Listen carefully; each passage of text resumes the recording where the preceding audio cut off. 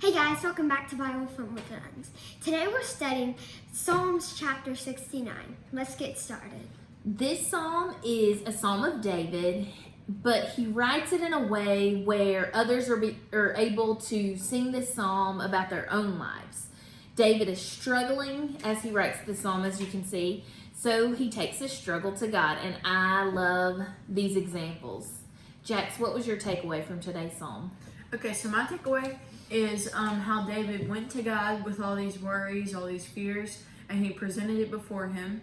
But then, if you look back at our last chapter, he was worshiping God and praising Him for being so good. So I think it's important to make a balance of when you pray, worshiping and praising Him, and bringing all your worries to Him. Agreed. And asking Him for defense.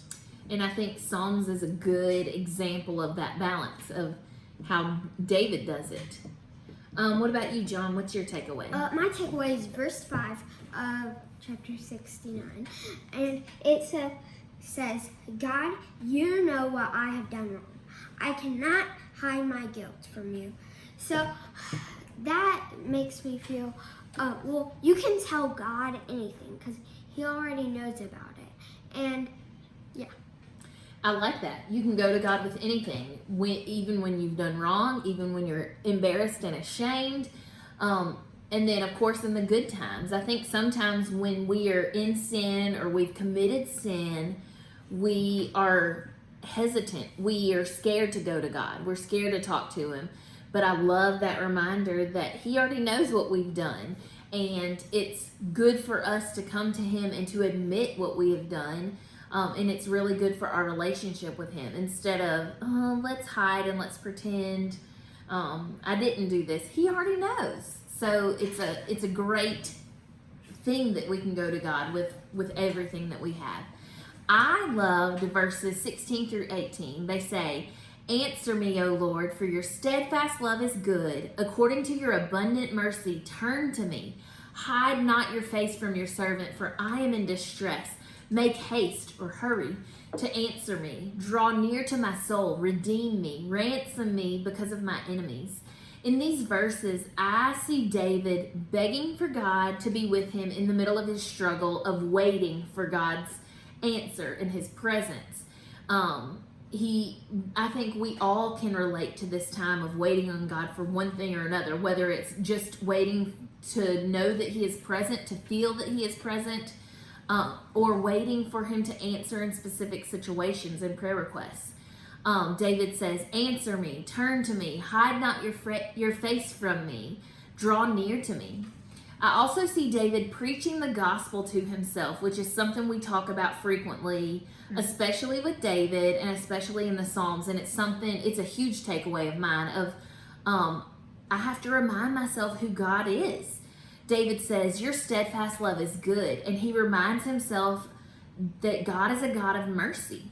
And I think this is a super great trait of David and a good example for every other Christ follower.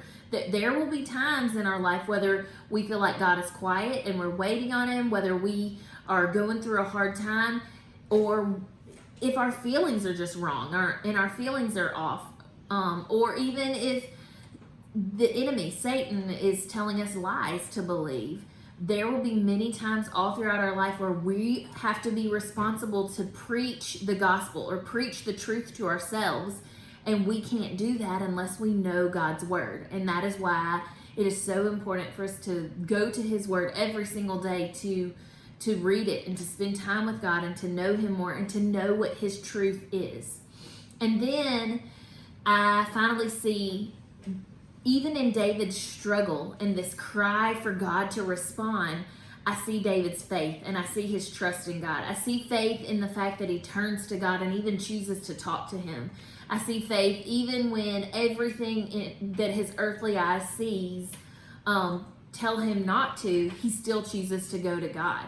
I see faith in David waiting and his expectation that God is going to respond in his situation. I think this psalm is a really good picture of what it looks like to walk with God, to have a relationship with God. Following God requires us to look to Him no matter what's going on And lots of times it requires us to preach the gospel to ourselves and remind ourselves of who God is and what He's done in our lives. This is what faith is. This is following God. It will never be perfect, but it also is super helpful to me to know that it also doesn't have to be pretty. So for today's challenge, what do you bring to God today when you talk to Him? When you go to pray, what is going on in your life? What are your thoughts? Do you feel Him close by? Are you waiting on Him for something? Are you in a great place with Him? Or are you in a moment of struggle or trial or even sin that you need to bring to Him?